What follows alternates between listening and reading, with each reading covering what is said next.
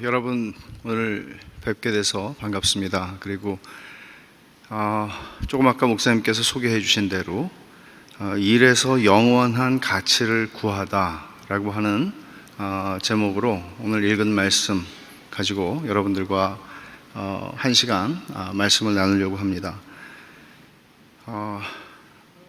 감을 잡으셨습니까?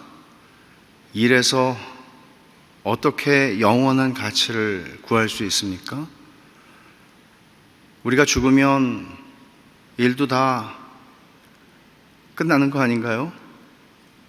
수고를 그치고 오라고 그랬을 때 우리가 평생에 하던 수고는 우리가 직업을 가지고 하든지 아니면 가정주부로서 우리에게 하나님께서 맡기신 일이라고 생각해서 그 일을 하든지 우리가 하던 모든 일들은 이제 끝내고 주님께 가는 거 아닌가요?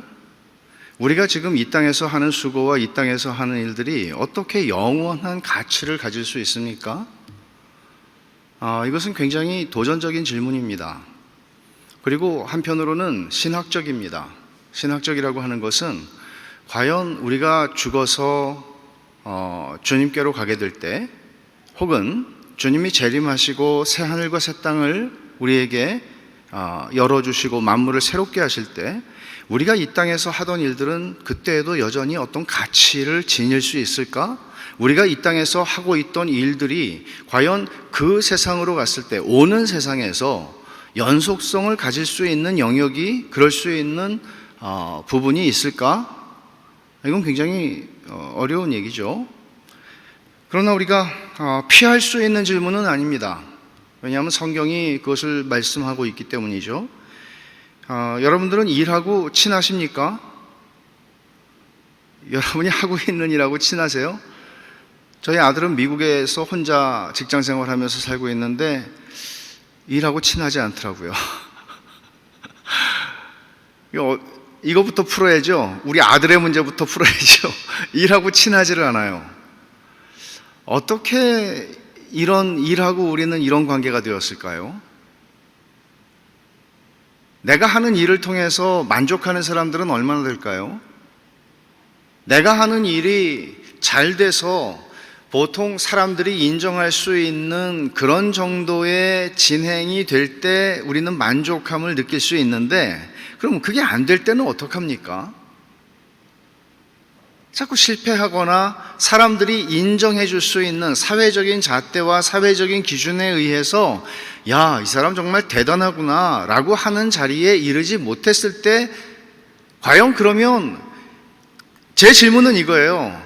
우리가 예수를 믿는 사람이라고요? 예수를 믿는 사람이면 예수를 믿지 않는 사람이 자기가 하는 일과 가지는 관계와 예수를 믿는 사람이 자신이 하는 일과 가지는 관계, 자기가 하는 일을 바라보는 관점, 이런 면에서 예수를 믿는다는 믿음은 과연 어떻게 일을 하고 그 믿음은 어떤 차이를 만들어내는가 하는 겁니다.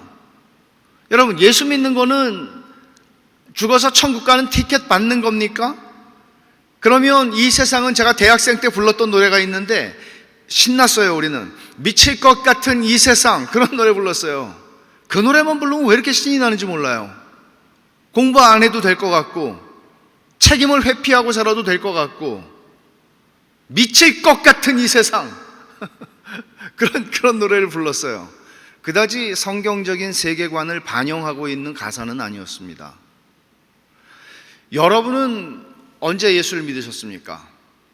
예수를 믿은 다음에 여러분들이 하던 일을 계속 했을 텐데 어떤 차이가 있었습니까? 차이가 있기는 한 겁니까? 이런 문제들을 우리는 깊이 생각해야 합니다. 왜냐하면 우리의 인생은 70이고 강건하면 80이라고 그래도 꽤 길거든요. 꽤 긴 시간 우리는 일을 하거든요.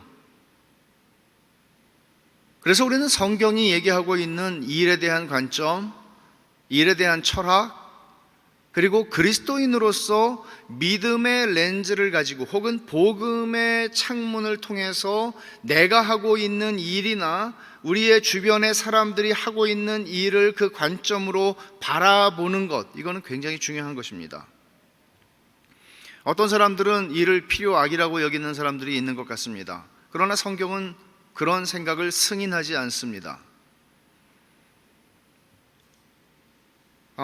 일을 하는 사람들은 일 때문에 힘들다고 그러고요.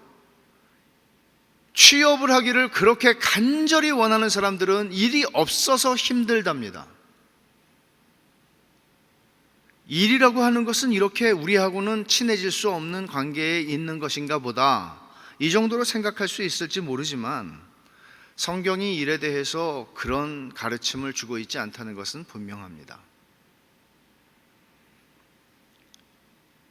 오늘 이 짧은 시간에 제가 여러분들과 나누는 말씀 가운데 여러분들이 계속 생각하셔야 하는 질문이 하나 있습니다. 그것은 무엇인가 하면, 예수 믿음은 일에 대한 관점이나 일에 대한 태도가 과연 어떤 차이를 만들어내는 것인가 하는 것입니다. 일반적으로 우리 한국 기독교가 그렇게 150년도 되지 않은 한국 기독교는 일에 대해서 그렇게 많이 가르치지 않았습니다. 교회 안에서 어떻게 행동해야 하는지에 대해서 많이 가르쳤습니다. 예배당이라고 하는 울타리와 예배당 밖이라고 하는 세상을 너무나 많이 벌려놓은 것입니다. 사실은 우리의 신앙이라고 하는 것은 교회 생활로 축소되거나 환원될 수는 없습니다. 신앙생활은 교회 생활이 아닙니다. 차이가 있습니다. 제가 그런 얘기를 해요, 교인들한테. 교회를 일주일에 저녁 때 7일밖에 없잖아요. 7일이 있어요. 7일 중에 예배당에 저녁 때 4번 나오면 안수를 해버리겠다고 그래요. 그렇게 살을 거면 목사하라고. 신앙생활을 교회생활로 축소시키고 싶어 하는 경향이 우리에게는 많습니다. 왜냐하면 이게 더 쉽거든요. 우리끼리 모여서 신앙생활하는 게 훨씬 쉬워요. 직장에서 신앙생활하는 거 어렵습니다. 예수 믿지도 않고 기독교를 혐오하는 보스 밑에서 신앙생활하는 거 쉽지 않습니다. 가정에 예수 믿지 않는 남편이나 예수 믿지 않는 부모나 예수 믿지 않는 자녀들과 함께 가정을 화목하게 만들어 나가는 거 쉬운 일 아닙니다. 우리의 신앙생활은 교회라고 하는 한 영역 속에 머무르거나 제한되거나 축소되어서도 안 되고 될 수도 없습니다. 시간이 남아 돌아야 생각을 하죠. 군대에서 그런 얘기 하잖아요. 생각하지 못하게 자꾸 돌리라고. 땅 파라 그러고 땅 다시 메꾸라 그러고. 그러나 그리스도인으로 살아가는 것은 생각하고 사는 겁니다. 생각하려면 좀 한가해야 되죠. 그래야 내 옆집에 누가 사는지도 알 수 있고 내 옆집 사람들을 불러서 식사라도 한번 할 수 있죠. 우리의 신앙생활이 교회라고 하는 영역 속에 머물러 버린 것은, 물론 우리의 기독교, 우리 한국 기독교가 성장하는 과정 가운데 있는 유아기도 지나고 소년기도 지나는 것이라고는 할지라도 이것은 굉장히 유감스러운 일이 아닐 수가 없습니다. 대전중앙교회가 몇 년 됐습니까? 대전중앙교회니까 그래도 대전에서는 대표적인 교회가 아닙니까? 전 강도사 시험 여기 와서 봤습니다. 여러분, 교회가 나이를 먹어가면 공동체로서 교회가 성숙해야 되는 것 아닙니까? 이제 신생한 개척된 3년, 4년 되는 교회가 아무리 1000명이, 2000명이 모일지라도 그 교회가 3살밖에, 4살밖에 되지 않는 것 아닙니까? 교회가 50년이 되고 70년이 되고 세월이 흘러갈수록 그 교회는 그리스도의 몸으로서의 성숙함과 개개인의 문제를 말하는 게 아닙니다. 말만이 대전 중앙이 아니고 대전에서 정말 센터로서의 어떤 영향력, 대전이라고 하는 도시에 이 교회가 존재하는 그 존재감, 영향력, 이런 것들을 얘기하는 겁니다. 그것은 단순히 우리가 우리의 수없이 우리에게 제한된 시간을 교회에 쏟아붓는다고 되는 일은 물론 아닐 것입니다. 여러분들이 대전에서 다 일하시지는 않겠죠, 물론. 그러나 여러분들이 일하는 일터에서 여러분들이 어떤 사람이고 어떤 존재감을 가진 사람들이고 어떻게 여러분들의 신앙을 여러분의 성품과 태도와 일과 모든 것들을 통해서 드러내느냐 하는 것입니다. 우리는 한국 교회의 공적이 된 지가, 한국 사회의 공적으로서의 기독교가 된 지 오래입니다. 예수 믿는 것들은 입만 살았다고 말합니다. 그래서 우리의 복음 전도가 잘 먹히지 않는 시대가 됐습니다. 이런 모든 우리가 지금 겪고 있는 현실에 대한 진단도 할 수 있고 원인에 대해서도 생각할 수 있을 것입니다만은, 그리고 이것은 그렇게 간단한 문제는 아닐 것입니다. 그러나 분명히 여기에는 우리가 가지고 있는 기독교에 대한 오해, 단순히 일에 대한 오해를 말하는 것 아닙니다. 기독교에 대한 오해, 복음에 대한 오해, 하나님에 대한 오해, 믿음에 대한 오해들이 배경으로 있을 것이라고 생각을 합니다. 오늘 우리는 특별히 일이라고 하는 주제를 같이 생각을 할 텐데, 여러분, 어떻게 하면 우리는 지금 우리가 하는 일에서, 내가 하는 일이 역사적으로 뭔가 내가 과학자로서 어떤 지금 연구하고 있는 이 프로젝트를 해서 정말 세계 역사에 굉장한 기여를 할 수 있는 그런 일을 하는 것이 아닐 수 있습니다. 대부분의 사람들은 내가 평생 어떤 일을 하다가 죽어도 거기에 무슨 의미를 발견할 수 있을지, 아니 영원 속에서 의미를 발견하기는커녕 지금 내가 하루하루 먹고 가누라고 하는 일 속에서, 인생 속에서도 의미를 발견하기 힘든, 돈 벌기 위해서 하는 거 말고는 그런 사람들이 적지 않습니다. 그런데 어떻게 여기다가 영원한 가치를 우리의 일에서 발견하라고 하는 이 신경질 나는 질문을 던지는 겁니까? 그러나 오늘 우리가 본 말씀에서도 분명히 주께서 말씀합니다. 24절에 이는 기업의 상을 주께 받을 줄 아나니 너희는 주 그리스도를 섬기느니라. 이거는 여러분들이 기도 많이 하고 여러분들이 교회 잘 섬기고 이 얘기를 하는 맥락이 아니라, 너희 직장생활, 너희 일터에서 일 똑바로 해, 그러면 그 그리스도를 섬기는 거고 하나님이 주실 상이 있어 라고 말하는 거잖아요. 달리 해석할 수 없는 말씀이에요. 이 말씀은 너무나 명확하죠. 이미 여러분들 담임 목사님께서도 이 일에 대해서 설교를 하셨다고 제가 말씀을 들었고, 한두 차례 몇 번 있었던 것 같습니다. 그래서 겹치는 부분이 있지 않을까 조심스럽습니다만은, 일과 예배는 어떻게 일하고 어떻게 살아가고 어떻게 예배할 것인가, 여기다 제가 하나를 덧붙이면 어떻게 사랑할 것인가 하는 것도 좀 있었으면 좋겠다 하는 생각을 합니다. 일의 신학, 성경이 가르치고 있는 일의 신학은 근본적으로 하나님께서 창조하신 이 세상 속에서 일과 예배는 분리되지 않았다는 것을 가르칩니다. 창세기 2장 5절을 보면, 여호와 하나님이 땅에 비를 내리지 아니하셨고 땅을 갈 사람도 없었으므로 들에는 초목이 아직 없었고 밭에는 채소가 나지 아니하였으며 라고 말합니다. 땅을 갈 사람이 없었다라고 말씀하죠. 땅을 갈다, 경작하다 하는 얘기입니다. 근데 여기에 사용된 히브리 말은 아바드라고 하는 말인데, 이 말은 무슨 말인가 하면 예배한다라고 번역할 수 있는 말이고 섬긴다라고 번역할 수 있는 것입니다. serve, 하나님 섬기고 하나님 예배하는 겁니다. 이 단어를 썼습니다. 말하자면 범죄하기 전에는 일과 예배는 분리되지 않았다는 것이죠. 말하자면 우리가 어떻게 일하고 어떻게 살아가고 어떻게 예배할 것인가 이렇게 쓰지 않았을 거예요. 범죄하기 전에는, 하나님이 창조하신, 그리고 죄가 이 세상에 들어오기 전에는 어떻게 일하고 어떻게 예배할 것인가, 심지어 어떻게 살아갈 것인가가 다 동의어였을 것이라고 우리는 생각할 수 있습니다. 같은 말입니다. 예배하는 것이 일하는 거고 일하는 게 살아가는 겁니다. 말하자면 일하고 친한 관계였다는 거죠. 일이라는 게 딜레마가 아니었다는 거죠. 이거 걷어치울 수도 없고 그렇다고 사랑할 수도 없고,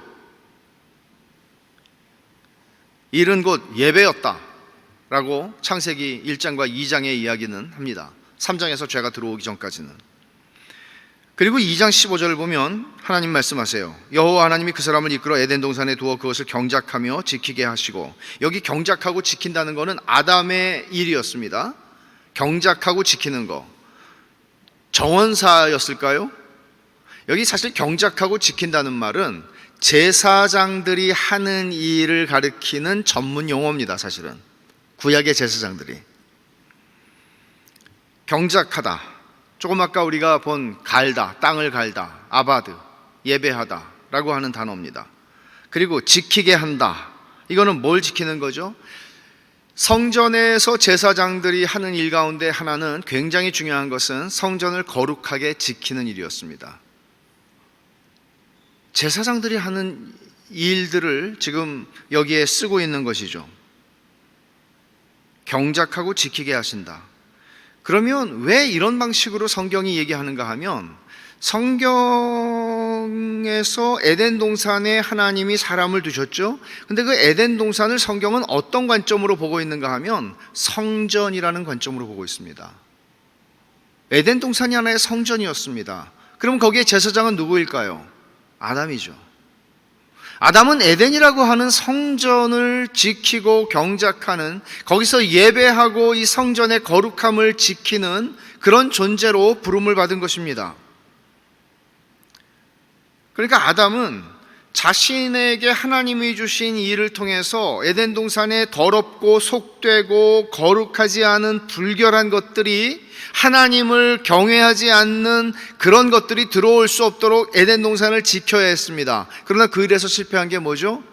뱀이 자기의 아내와 대화를 하도록 허락한 것이고, 뱀의 말을 듣고 아내가 선악을 알게 하는 나무의 실과를 먹게끔 허락을 했고 허용한 것입니다. 왜냐하면 아담은 계속 옆에 있었으니까요. 그리고 그도 아내가 주는 것을 먹었습니다. 그는 제사장으로서의 일을 철저하게 실패한 것이고, 이 제사장은 에덴이라고 하는 성전을 더럽히는 일에 자신을 들인 것입니다. 아담이 범죄하고 나서 일과 관련해서 큰 변화가 생깁니다. 하나님께서 범죄한 아담에게 말씀하시죠. 3장 17절부터 19절을 보면, 내가 네 아내의 말을 듣고 내가 네게 먹지 말라 한 나무의 열매를 먹었은즉 땅은 너로 말미암아 저주를 받고 너는 네 평생에 수고하여야 그 소산을 먹으리라. 땅이 네게 가시덤불과 엉겅퀴를 낼 것이라. 네가 먹을 것은 밭의 채소인즉 네가 흙으로 돌아갈 때까지 얼굴에 땀을 흘려야 먹을 것을 먹으리니 네가 그것에서 취함을 입었음이라. 너는 흙이니 흙으로 돌아갈 것이니라. 수고해야 소산을 먹게 되었다고요. 이 수고한다는 말은 고통스럽다는 말입니다. 고통이 없이는 먹을 수가 없게 되었다고요. 밥을 먹으려면 고통이 수반된다는 얘기를 하는 것입니다. 그전에는 그럼 그랬느냐? 아니죠. 하나님을 예배하고 하나님을 섬기고 하나님을 일하고 그 모든 것들이 기쁨이었습니다. 아까 우리가 부른 찬송 기억하십니까? 예배가 기쁨이라고 표현하잖아요. 예배만 기쁨이 아니라 일도 기쁨이고 그 기쁨이 충만한 것이었습니다. 그래서 에덴이라고 하는 동산의 이름을 하나님이 정하신 것인데, 에덴이라는 뜻이 뭔지 아세요? 기쁨이라는 것입니다. 일의 기쁨과 살아가는 기쁨과 삶의 기쁨, 그리고 예배의 기쁨이 충만했던 것입니다. 그러나 죄를 짓고 나서 죄가 들어오면서 그 모든 것들이 산산조각 났고 분리가 일어나기 시작했습니다. 아담과 하와가 부부로 한 몸이었으나 그 안에 분리가 일어났고 소외가 시작됩니다. 인간과 일은 그렇게 친한 관계였음에도 불구하고 그 친한 관계에 분리가 일어나고 소외가 일어납니다. 친해질 수가 없습니다. 고통스럽기 때문에요. 일이라는 것은 그렇게 고통스러워지기 시작했습니다. 그래서 여자에게 하나님께서는 이렇게 말씀하시죠. 3장 16절에 내가 네게 임신하는 고통을 크게 더하리니 내가 수고하고 자식을 낳을 것이며 너는 남편을 원하고 남편은 너를 다스릴 것이니라. 여기 고통이라는 말, 임신하는 고통이라는 말이 나오고 수고하고 자식을 낳을 것이며 라는 단어가 나오죠. 이 수고라고 하는 단어는 임신 그리고 출산의 그 고통과 연결되어 있는 단어입니다. 주님의 이 말씀을 보면 출산이라고 하는 것, 하나님이 생육하고 번성해라 말씀하셨죠. 생육하고 번성하는 것은 어떤 면에서는 하와가 가지고 있는 여성성으로서의 굉장히 중요한 일이었고, 그러나 그 일은 고통스럽지 않았습니다. 범죄한 이후에 이것은 고통스러운 일이 되었습니다. 적어도 창세기 3장 16절에 의하면 그렇습니다. 그래서 영어에서 노동이나 일을 의미하는 레이버 혹은 트래베일이라고 하는 말은 전부 다 이거는 이 분만하는 거, 여자가 분만하고 산고를 엮고 진통을 하는 이런 의미와 연결되어 있는 단어입니다. 고통스러운 것이죠. 이렇게 죄는 무엇을 빼앗아갔나 하면 일에게서 기쁨을 빼앗아갔습니다. 일하는 게 힘듭니다. 어떤 일이든지 마찬가지예요. 하나님을 섬기는 일도 힘듭니다. 여러분, 하나님을 섬겨보셨죠? 직장일 말고 직장일도 하나님 섬기는 거라고 말씀했어요. 근데 여러분, 교회에서 열심히 한번 살아보셨어요? 열심히 교회에서 섬겨본 사람들은 알아요. 이게 얼마나 힘든지. 쌍코피 터져요. 힘들어요.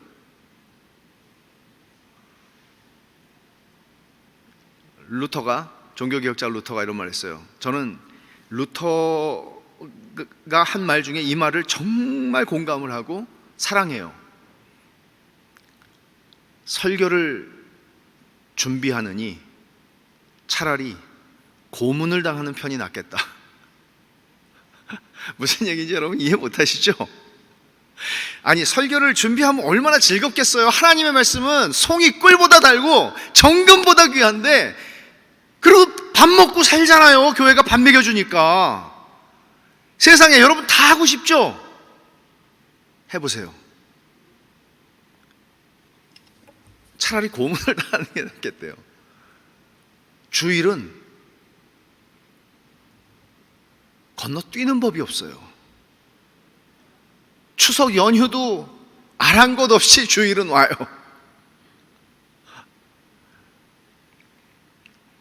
일과 예배의 분리가 일어난 것이에요. 일이 기쁘기만 한 것은 아니라는 얘기죠. 결국은 일에게서 기쁨이 사라지자 비뚤어진 동기가 우리 안에서 일을 향해서 나타나기 시작하는데, 그것은 돈벌이의 수단으로, 자기 실현의 수단으로, 성공의 수단으로, 자기 증명의 수단으로 일을 만드는 것입니다. 저는 우리 모두가 여기서 완전하게 자유로울 수 없다고 생각합니다. 인간이 일을 바라보는 관점, 일을 대하는 태도, 일을 하려는 동기는 다 삐뚤어졌습니다. 일이 돈벌이가 되고 성공의 수단, 자기 증명의 수단, 자기 실현, 뭐 어떻게 말하든지 간에 다 이 자아라고 하는 우상과 언제나 연결되어 있다는 거죠. 일을 막 시작했거나 일을 찾고 있는 청년들에게 혹시 그런 청년들이 있다면 묻고 싶은 것이 있어요. 왜 일합니까? 물론 오래도록 일을 하신 분들에게도 물을 수 있습니다. 여러분, 왜 일을 하십니까? 왜 취업 준비생들이 있다면 여러분은 왜 취업을 그렇게 원합니까? 혹시 취업을 하고 좋은 직장을 얻어야 결혼의 기본 조건이 갖추어지기 때문입니까? 아니면 그 이유가, 일을 하는 이유가, 일을 찾는 이유가 먹고 살아야 하기 때문입니까? 만일 이렇게 질문할 수 있죠. 만약에 여러분들이 일을 하지 않아도, 취업을 하지 않아도 먹고 살 수 있고 살 수 있다면, 그래도 여러분들은 그렇게 취업을 하기 위해서, 일자리를 얻기 위해서, 혹은 일자리를 유지하기 위해서 그렇게 일하시겠습니까? 여러분 일 안 하셔도 월급 나온다면, 여러분이 일을 하지 않아도 자기를 증명할 수 있다면,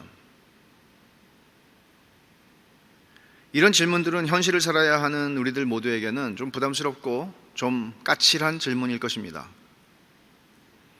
그러나 저는 저 자신이 목사지만 저 자신에게도 이 질문을 합니다. 그리스도인들은 이 질문을 해야 합니다. 왜냐하면 비뚤어진 동기로 목회할 수 있고, 비뚤어진 동기로 어떤 거룩한 일도 할 수 있습니다. 많은 현대인들은 직업적인 성공을 통해서 자존심과 자부심의 구원을 경험하고자 합니다. 이것도 일종의 종교적 체험입니다. 사람들이 다 알아줍니다. 성공했다고, 훌륭하다고, 탁월하다고 다 인정해 줍니다. 일에서 영원한 가치를 구한다고 할 때 저는 이런 의미를 얘기한 것은 물론 아닙니다. 여러분들이 어떤 전문적인 영역에서 성공을 이루고 성취를 해서 사람들이 인정해주고 매스컴에서 떠들어대고 사람들의 박수갈채를 받고 하는 것을 말하는 것 아니라는 것이죠. 직업적인 성공, 높은 연봉이 구원일 수는 없습니다. 세상이 직업이나 직장이나 연봉이나 외적인 성공으로 사람을 판단합니다. 인정합니다. 예를 들어서 어떤 일을 하시죠? 라고 물어보는데 머뭇머뭇하시는 분은 한 1초라도 머뭇머뭇하는 걸 느끼면 제가 질문을 잘못했다고 느끼죠. 그리고 그런 질문은 우리 사회에서는 하면 안 돼요. 굉장히 예의가 없는 것이죠. 하지만 질문이 끝나기도 전에 대답하는 사람들이 있습니다. 자신의 직업에 대한 자부심이 있어서인지는 알 수 없으나 적어도 사회적인 인정을 받는 직업일 때 그렇습니다. 여러분들도 혹시 그런 것들을 우리는 사람이니까 느낄 수 있겠죠. 그러나 여러분, 우리가 그런 정도의 수준에 머물러 살아간다면 믿음이라는 것은 뭡니까? 하나님도 우리를 그런 식으로 취급하시나요? 사회적으로 괜찮으면 하나님께서는 더 대우하시고 사회적으로 괜찮지 않으면 하나님은 우리를 거기 앉아있든지 가든지 네 마음대로 하라고 그러십니까? 예수를 믿는다는 것이 일에 대한 여러분의 관점을 어떻게 바꾸었느냐는 거예요. 과연 하나님이 일을 보시는 관점이 우리에게는 얼만큼 습득이 되었냐는 것이죠.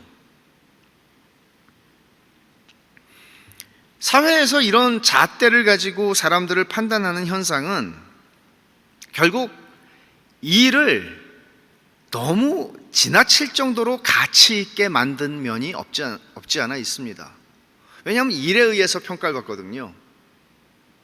내 명함을 통해서 내가 평가를 받거든요. 내가 어떤 직장에 있느냐에 대해서 얘기할 때 나를 평가하거든요. 그러니까 높은 연봉이나 높은 포지션을 섬기게 되는 거고 그 안에서 자기의 정체성을 발견하는 사람들이 수두룩하죠, 세상에는. 일은 결국 이런 방식으로 하나님의 자리를 대신하게 됩니다. 그리스도인들은 하나님 안에서 자신의 정체성을 발견하는 사람들이죠. 그런데 어느새 자기도 모르게 살아가다 보니 나는 하나님의 아들이고 하나님의 딸이라고 하는 정체성보다 나에게 중요한 것은 내가 사람들에게 드러내는 나 자신의 정체성은 그게 아니라는 거죠. 나 어떤 사람이라는 거죠.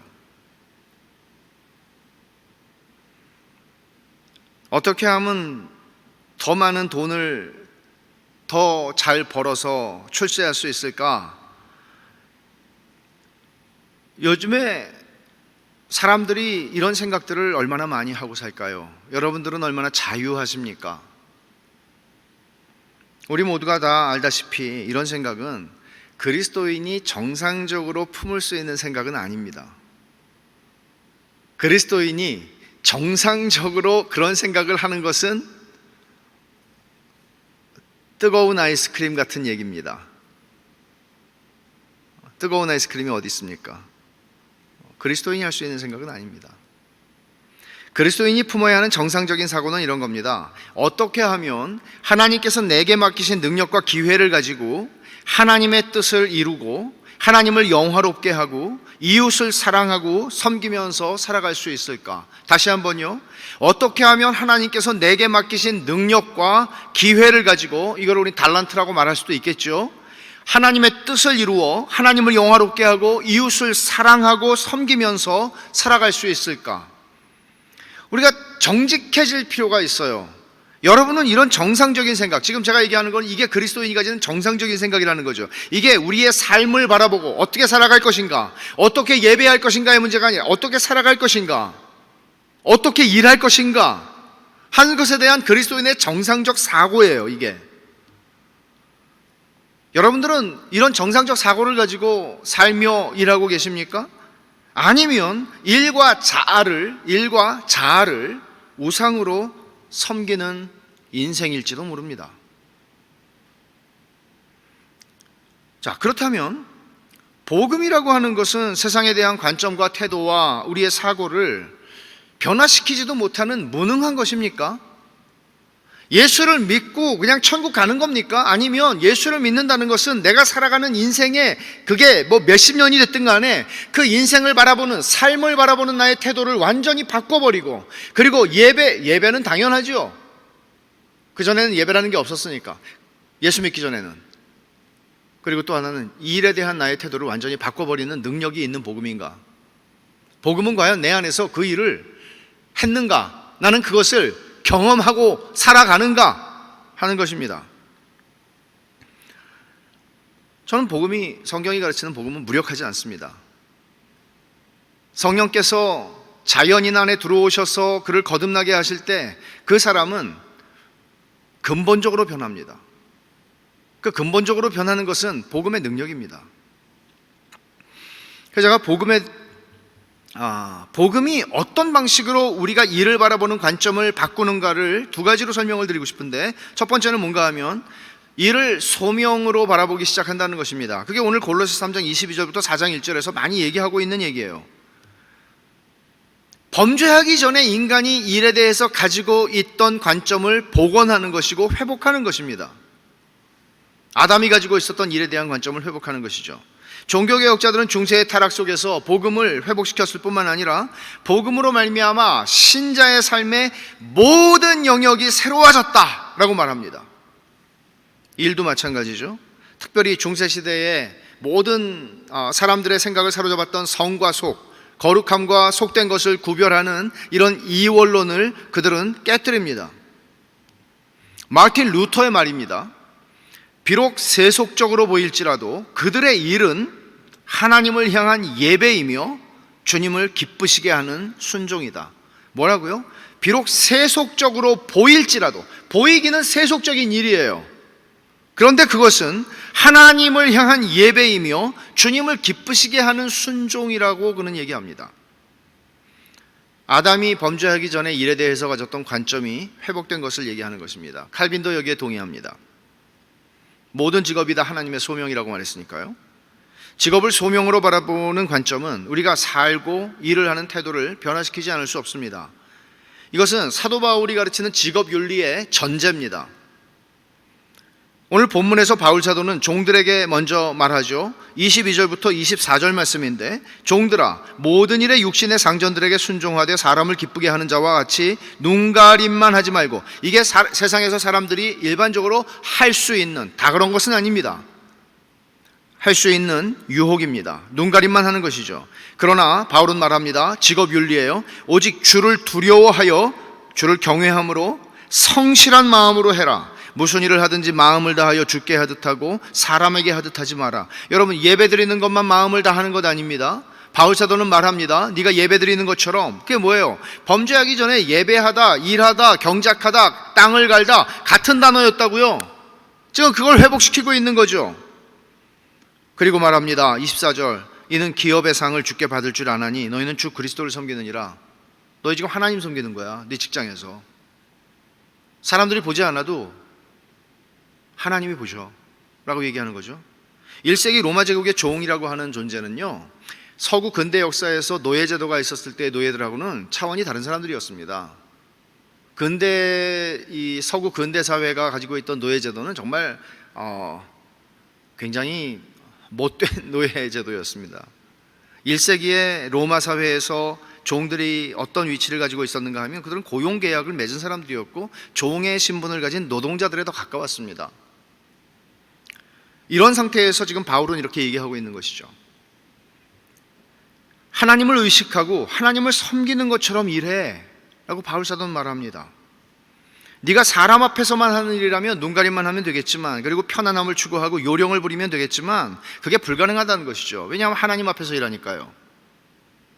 하나님을 경외함으로 성실한 마음으로 일하고 어떤 일이든지 마음을 다해서 주께 하듯 해. 그러면 그 일에 대해서 하나님이 너한테 상을 줄 거야 라고 말합니다.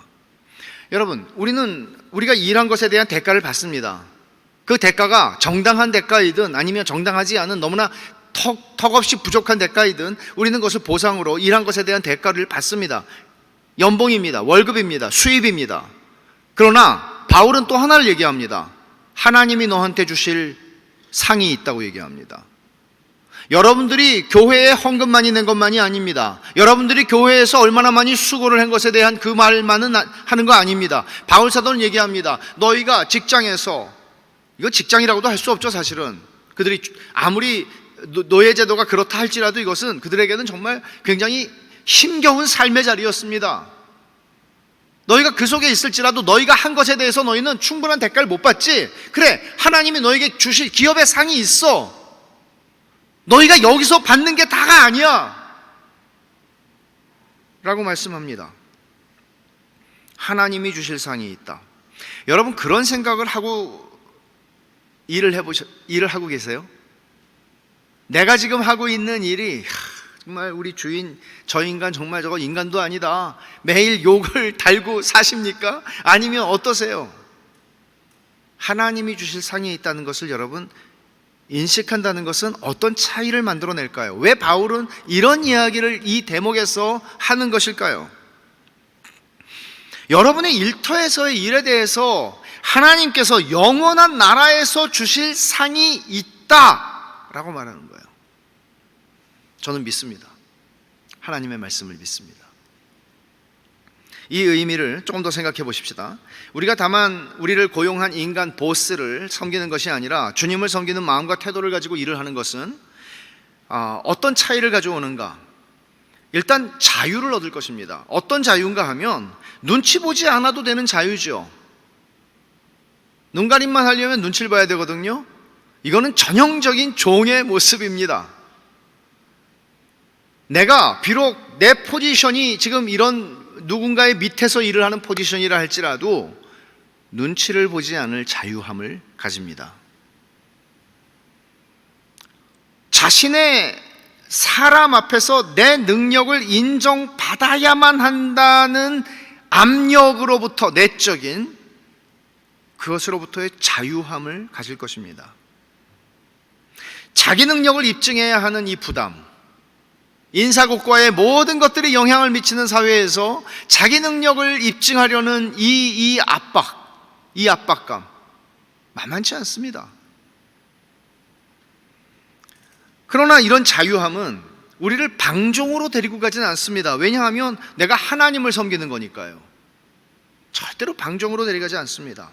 어떤 분들은 그러면 이게 혹을 때려다가 혹을 하나 더 큰 혹을 붙이는 거 아닌가, 되레 모르는 게 낫지, 더 이게 힘들고 피곤한 게 아닌가, 그렇게 생각할지 모르지만 여기에 복음의 은혜가 개입될 수 있는 자리가 있습니다.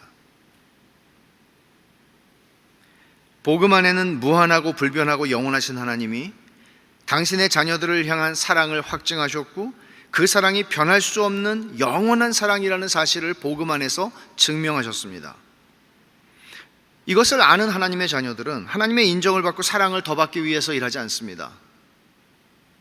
이미 그리스도를 우리에게 주셨기 때문입니다. 그리스도 안에서 하나님께서 믿는 나를 그리스도와 연합한 자로 보시고 그리스도를 바라보시는 것처럼 바라보시기 때문입니다.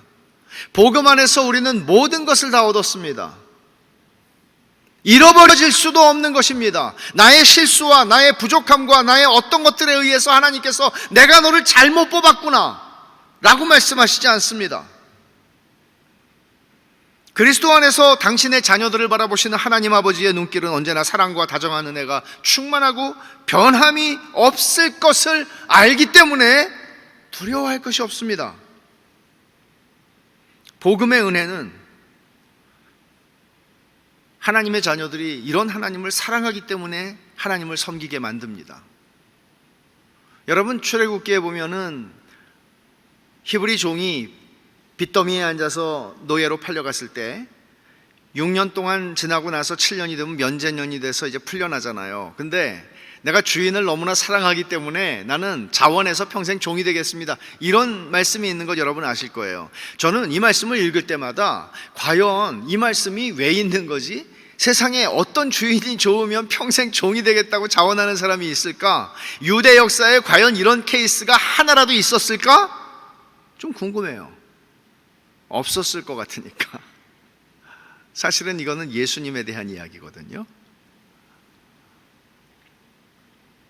예수님께서 자원하여 사람의 몸을 입고 종의 형체를 가지고 이 땅에 오셔서 죽기까지 아버지께 복종하셨죠. 하나님 아버지와 동일하신 하나님이신데, 예수 그리스도만이 아니라 예수님을 믿는 우리들이 하나님을 너무나 사랑하기 때문에 하나님을 그렇게 섬기고 싶은 거죠.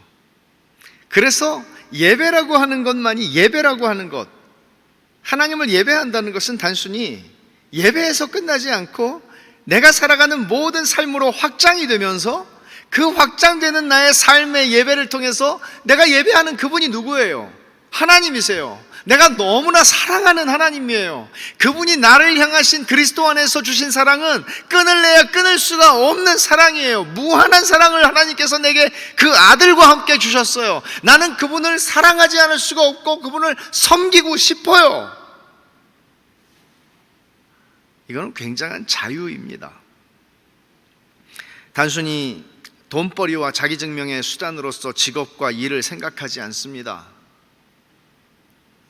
하나님을 섬기는 성직으로 바꾸어내는 것이죠. 여러분이 무슨 일을 하든지 간에. 왜냐하면 기업의 상을 주께로부터 받을 것을 기대하고 가는 거예요. 이렇게 일을 하다 보면은 자신의 잘잘못을 떠나서 보스나 사람에게 인정을 받지 못하는 일이 일어날 수도 있지만, 이런 일로 지나치게 낙심하지 않을 자유가 있습니다. 아니 뭐 세상이 어떻게 됐습니까? 이걸로 세상이 꺼진 것처럼 억울하고 그렇지 않을 자유가 있는 거예요. 왜? 하나님이 주실 상은 있으니까. 이런 관점을 가지면 우리는 일의, 직업의 귀천으로 사람을 차별하지 않을 자유를 가집니다.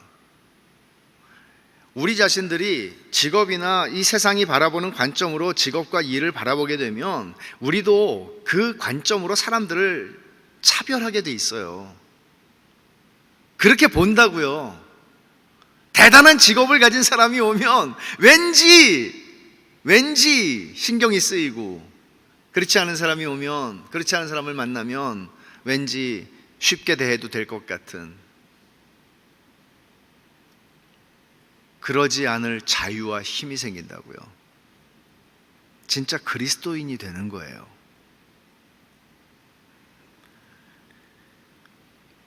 종이 하는 일이나 주인이 하는 일에 현대적인 언어를 빌리면 노사 간에 차이가 없습니다. 하나님을 섬기는 일이라는 점에서 그런 것이죠. 그래서 일에 대한 이 관점이 우리를 더 존귀하고 고상하게 만들어주는 것을 그리스도인들은 경험하게 됩니다. 돈, 권력, 성공의 수단으로 직업과 일을 바라보게 되면 짐승으로 변해요. 그게 우리가 사회에서, 뉴스에서 보는 것들이에요. 짐승이 돼요. 짐승보다 더 무서워요. 예수를 믿는데도 갑질하는 사람들은 뭔가 종이 한 장 차이예요. 종이 한 장 차이예요. 막 욕하고 싶죠, 저도. 종이 한 장 차이예요. 그런 일들이 예수 믿는 사람들 안에서는 안 일어납니까? 일어납니다. 교회에서도 일어나고요, 예수 믿는다고 하는 기업에서도 일어납니다. 왜? 복음이 그들의 직업과 일을 구속하지 못했기 때문입니다.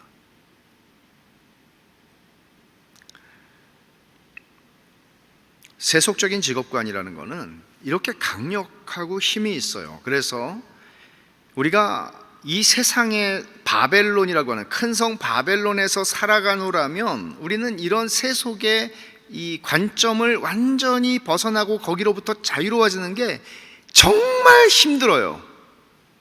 그래서 도로시 세이어스라고 하는 사람은 이런 말을 합니다. 잘 들어보세요. 와닿는 말이에요.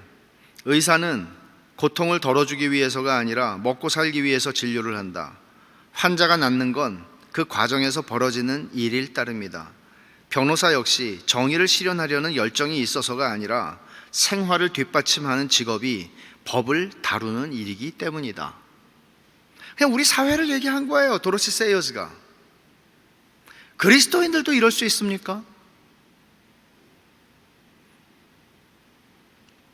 제가 순수했던 대학생 때 의대 다니는 교회 친구에게 그런 얘기를 했어요. 야, 진짜 너 의사가 되면 좋은 직업이니까 정말 사람들을, 저는 이제 목사가 되기로 한 사람이고 정말 너는 사람들을 고쳐주고 사람들을 좀 불쌍하게 여기고 병원을 개업할 때도 제가 그 얘기를 했어요. 나중에 그랬더니 그러더라고요. 야, 병원은 비영리 기업이 아니야. 영리단체야. 우린 돈을 벌어야 돼. 복음이 우리를 그것으로부터 자유하게 합니까? 복음이 우리의 영혼만을 구속하는 것이 아니라 우리의 직업과 일을 구속합니까? 소명으로서의 직업에 대한, 일에 대한 관점을 제가 말씀을 드렸습니다. 두 번째로 제가 얘기하고 싶은 것은 사랑의 수단으로 일을 바라보는 것입니다. 하나님께서 복음 안에서 우리에게 주시는 자유함은 하나님을 섬기게 할 뿐 아니라 이를 통해서, 또 이를 통해서 사람을 사랑할 자유를 우리에게 제공해 줍니다. 바울 사도는 에베소 교회에게 이렇게 말합니다. 에베소 4장 28절에 도둑질하는 자는 다시 도둑질하지 말고 돌이켜 가난한 자에게 구제할 수 있도록 자기 손으로 수고하여 선한 일을 하라. 도둑놈이었다가 예수 믿은 거예요.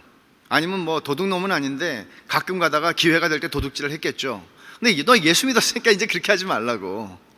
그렇게 하면서 말하는 게 가난한 자들을 도와줄 수 있도록 수고하고 선한 일을 하라고. 이를 통해서 하나님을 섬기게 되자 부수적인 목표가 하나가 생기게 됩니다. 그건 사람 사랑하는 겁니다. 사람 사랑하는 겁니다. 가난한 자를 구제하기 위해서 열심히 수고를 감당하는 겁니다. 저는 자기를 위해서 수단과 방법을 가리지 않고 열심히 살았어요. 도둑질을 할지라도. 그런데 바울 사도는 말하죠. 가난한 사람들을 도와주기 위해서 열심히 일을 하라고. 이거는 완전히 다른 직업관입니다. 복음이 직업을 구속할 때, 복음이 우리의 일을 구속할 때, 구원할 때 일어나는 일입니다. 사람 섬기는 것은 돈벌이의 수단으로서의 일에서 우리를 해방시켜 줍니다. 새로운 목표가 생기는 거죠. 우리 사회는 더 많이 벌어서 자신과 가족과 자식들을 위해서 더 많이 쓰다가 자식들에게 가능한 한 많이 물려주자. 이게 이 세상의 방식입니다. 그러나 믿음을 가졌다고 하는 그리스도인들도 그런 생각 속에 머물러 있다면 얼마나 슬픈 일입니까? 도대체 여러분의 우리가 그런 생각을 하고 있다면 우리의 믿음은 어디 있습니까? 믿음이 그렇게 무력하고 아무것도 못하는 겁니까? 믿음이 우리 인간을 바꾸어내지 못합니까? 이 세상에 소망이 없는 자들과 똑같이 경쟁을 하고 피가 터지게 싸우고 더 요령을 부리고 어떻게 해서든지 그들과 싸워서 더 많이 벌고 더 많이 남기는 인생을 사는 것이 그리스도인일 수 있습니까?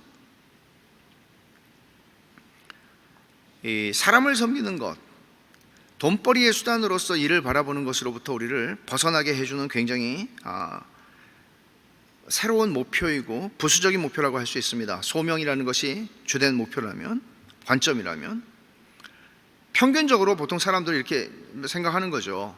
그리스도인들이 열심히 일해서 더 많이 벌어서 잘 살고 11조 정확하게 하나님께 드리고 남는 건 또 내가 누리자. 이만큼만 해도 훌륭해요. 제가 볼 때는. 그러나 이게 다면 우리는 얼마나, 여러분 우리 뭐 모여가지고 무슨 뭐 코미디 하는 집단입니까? 교회가? 진짜가 없잖아요. 그러면 진짜가 없잖아요.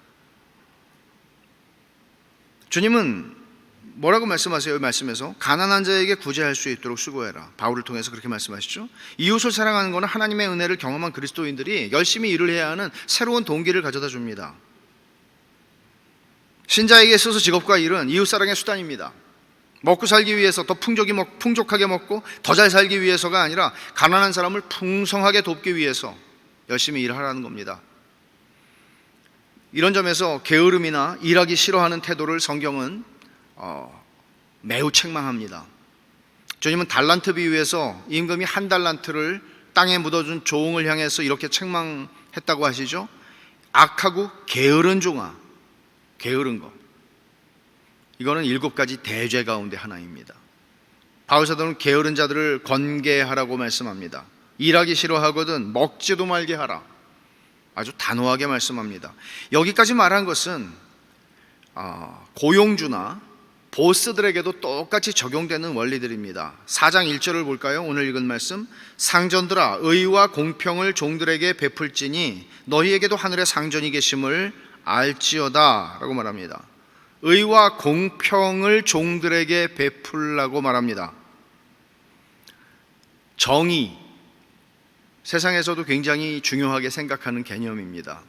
그러나 세상에서 이런 개념이 나왔을 리 없습니다. 이거는 성경에서 나온 개념입니다. 아브라함을 하나님이 부르셔서 의와 공도를 행하게 하려고 내가 너를 택했다. 의와 공도를 행하게 하려고. 영어로 하면 righteousness and justice예요.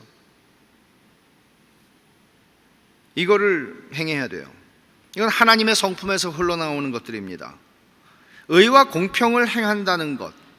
여러분, 그리스도인 사업주나 그리스도인 사업가들이 하나님 앞에서 이 하나님의 말씀을 세상의 어떤 논리 위에다가 두고 하나님 말씀을 그렇게 믿고 섬긴다면, 일을 한다면 우리 세상이 이렇게 힘들겠습니까? 사람들에게 고통을 더하는, 내 밑에 있는 사람들에게 고통을 더해주는 이런 몰인정스러운 일들이 적어도 그리스도인들과 함께 일하는 사람들 사이에서는 조금씩 사라지게 되겠죠.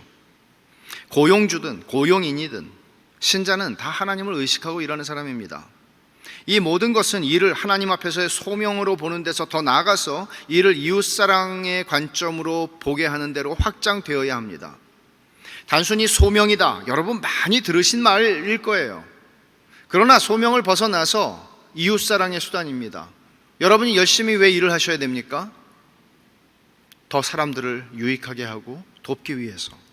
신자들이 이런 관점으로 일을 바라보게 될 때 요구되는 굉장히 중요한 덕목인데 간과되기 쉬운 게 있습니다. 그것은 뭔가 하면 탁월함이라고 하는 덕목입니다. 여러분들이 이 일을 그리스도인으로서 탁월하게 해낼 필요가 있습니다. 이것은 여러분이 1달란트를 받았는데 10달란트 이상의 결과를 만들라 하는 이야기가 아닙니다. 여기서 얘기하는 탁월함이라고 하는 것을 한번 생각해 보십시다. 가령 조립하는 가구를 제가 구입을 했는데 구멍이 잘 맞지를 않아요. 그러면 그것을 만든 회사와 그 회사에서 일하는 직원이 구입한 사람에게 불편과 좌절을 주게 될 것입니다. 이건 이웃사랑이 아닌 것이죠.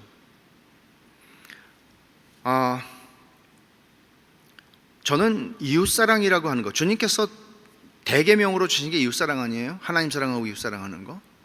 이런 생각을 여러분 해보십시오. 여러분들이 그리스도인으로서 주차를 잘 하셔야 합니다. 저 우리 교인들한테 그렇게 얘기해요. 주차는 이웃사랑이라고. 특히 비싼 차 쓸수록 주차 잘하라고. 이런 얘기도 합니다. 공중 화장실에 가면 고속도로 같은데 남자 소변기에 발을 디딜 수가 없습니다. 다 흘리고 싸서. 예수 믿는 남자들은 흘리지 말라고 제가 얘기합니다. 누군가가 청소하는 사람이 있으니까? 아니요. 집에서 그렇게 했다간 쫓겨나죠. 하나님 앞에서 한다는 거는 이웃을 사랑하는 것과 깊이 연결되어 있어요.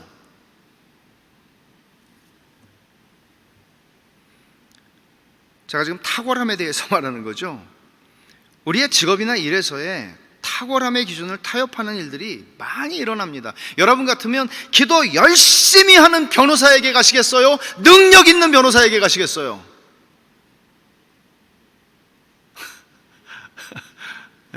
여러분들은 내가 암에 걸렸어요.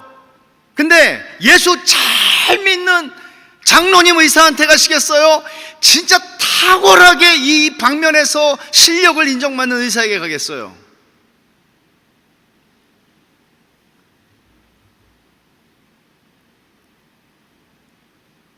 교회에서만 훌륭하면 안 된다는 얘기를 하는 거예요. 굉장히 극단적인 예지만, 학교 선생님이면 선생님으로서, 부모면 부모로서, 엄마로서, 내가 그리스도인 엄마로서 탁월해야 돼요.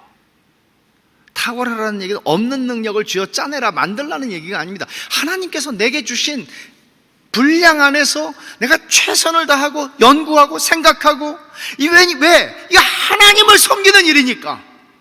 하나님을 섬기는 일이니까. 제가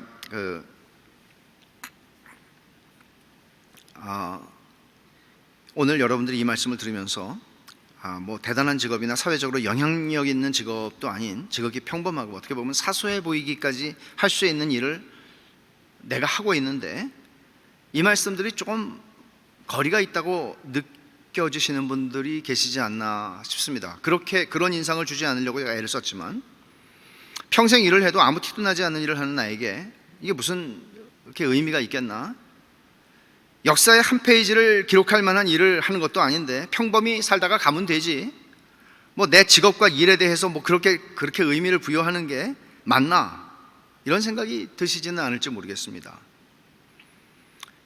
의미 있고 대단한 일을 하고 싶죠. 그런데 평생 해봐야 얼마나 하겠나 하는 생각이 들 수도 있습니다. 결국 다 없어져 버리고 말 건데, 다 지나간다고 그랬잖아요. 없어져 버리고 말 건데 이렇게 열심히 일해서 뭐 하나? 이 세상의 외형은 다 지나감이라 말씀했는데 말이죠. 이렇게 생각하시는 분들을 위해서 한 가지 이야기를 여러분들에게 들려드리고 마치려고 합니다.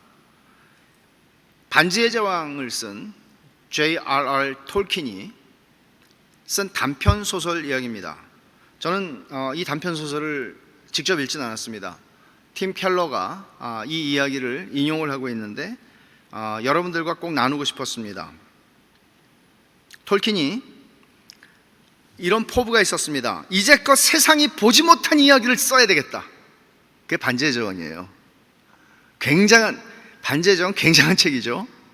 근데 이거를 써야겠다고 생각을 하고 반지의 제왕 집필을 준비하면서 소설의 저변을 형성할, 이 톨킨이 보통 사람 아니죠. 거기서 사용하는 고대 언어들까지도 다 자기가 만들어서 쓰고 있잖아요. 대단한 사람이에요. 이런 소설이 어떻게 나올 수 있겠습니까? 근데 집필을 준비하면서 고대의 가상 언어와, 있지도 않은 가상 언어와 문화를 만들어내기 위해서 수십 년에 걸쳐서 언어와 역사를 연구합니다. 그러던 어느 날 자기 집 앞에 한 그루 나무에서 가지랑 가지를 싹 누가 쳐놓은 거를 보게 된 거예요. 나무가 있었는데 가지를 싹 쳐놓은 거예요. 그래서 내가 이렇게 공들여 소설을 쓰는데, 정말 역사에 기념비가 될 만한 소설을 쓰고 싶은데 이것도 누가 다 잘라버리면, 내가 아무리 잘 써도 다 잘라버리면 어떡하나, 이런 생각을 하다가 단편 소설을 쓰게 돼요. 그 단편 소설의 제목은 니글의 이파리라고 하는 제목입니다. 니글이라고 하는 말은 이런 영어의 뜻이 있다고 그래요. 깨작거리거나 비능률적으로 일하거나 쓸데없이 시시콜콜 사소한 일에 시간을 낭비한다는 뜻이랍니다. 근데 니글이라고 하는 화가가 나와요. 이건 사실 톨킨이 자기 자신을 가리켜서 니글이라고 이렇게 빗대어서 지금 표현한 것입니다. 화가인 니글에게는 정말 그리고 싶은 그림이 있었습니다. 이파리 하나에서 시작해서 나무 한 그루 전체의 이미지로 확장이 되고 그 나무 뒤에 펼쳐지는 멋진 세계를 하나의 화폭에 담아내고 싶었습니다. 그래서 니글은 이 그림을 그리기 위해서 사다리를 타고 올라가야 할 만큼 큰 캔버스를 하나를 준비를 합니다.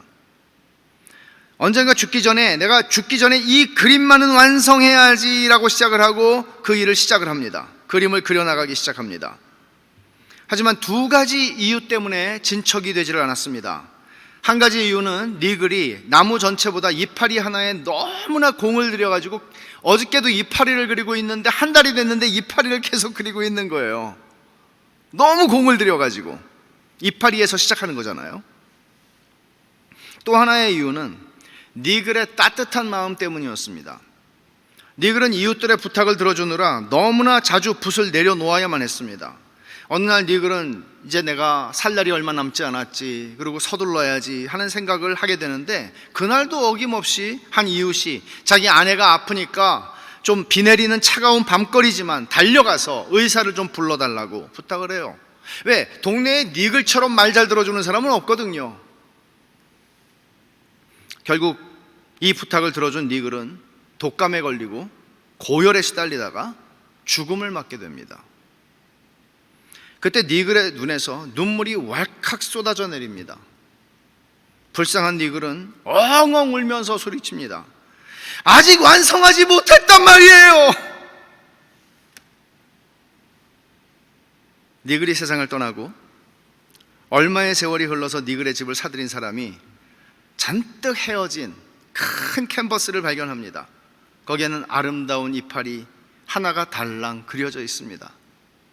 이 그림은 잎사귀, 니글작 해서 동네 마을의 박물관에 사람들의 눈길 닿지 않는 후미진 구석에 걸리게 됩니다. 이야기는 여기서 끝나지 않습니다. 니글은 하늘나라 기차를 타고 하늘로 올라갑니다. 두 가지 소리를 듣습니다. 하늘나라로 가까이 가면 갈수록 두 가지 소리가 들립니다. 하나는 세월을 허송하고 평생 이루어 놓은 게 너는 하나도 없구나 하는 공의의 목소리입니다.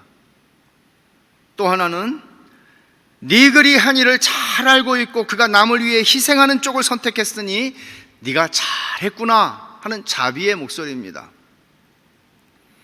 그렇게 하늘나라의 가장자리에 거의 이르렀을 때 니글은 상급처럼 보이는 뭔가를 보고 그곳으로 막 달려가게 됩니다.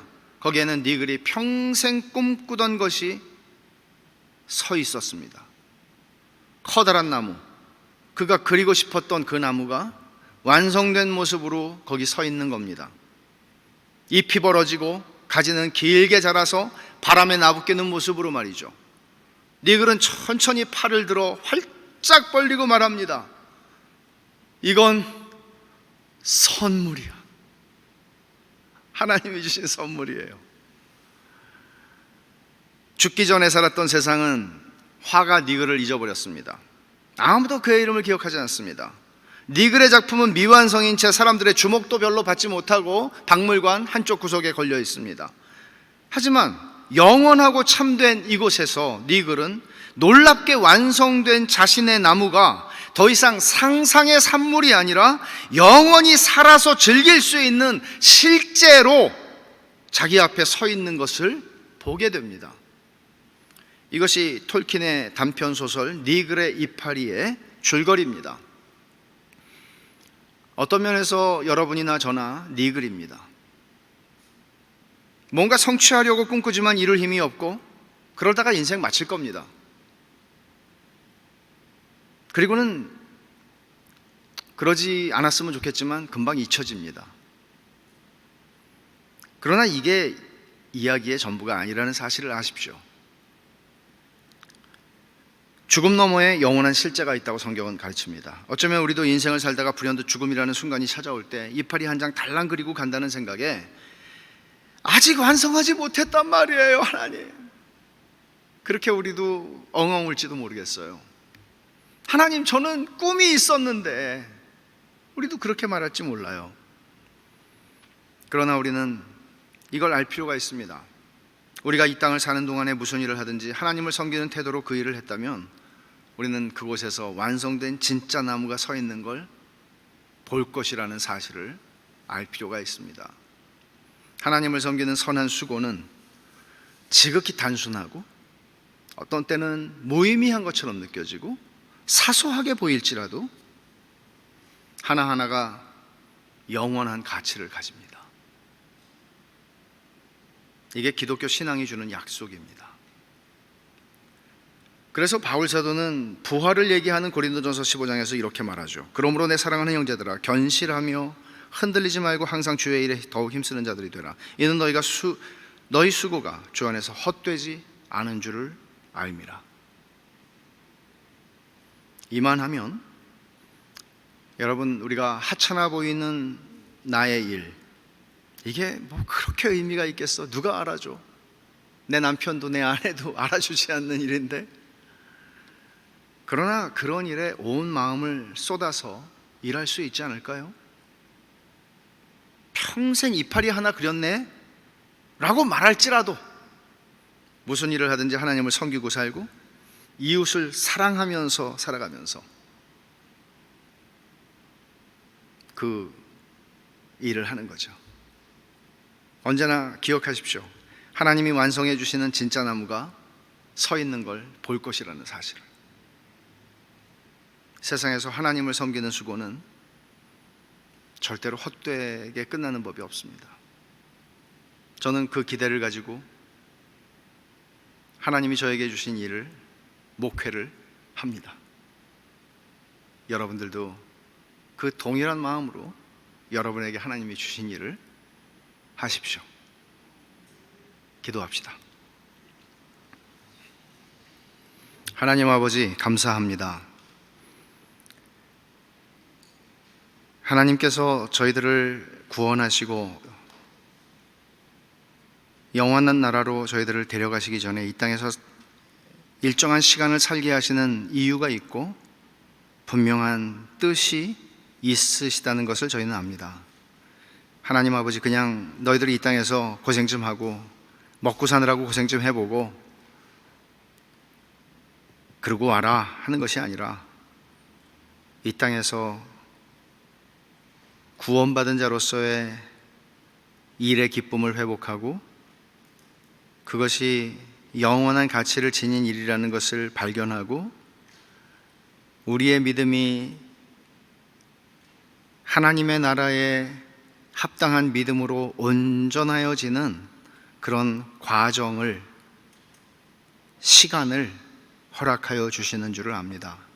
하나님 아버지, 저에게 무슨 일을 주셨든지 간에 주님 앞에 설 때 진짜를 보게 될 것을 알며 하나님이 주시는 상이 있다는 것도 알고 소명을 가지고 사람들을 더 많이 사랑하기 위해서 일을 하다가 주님 앞에 가는 저희가 다 되게 해 주시옵소서.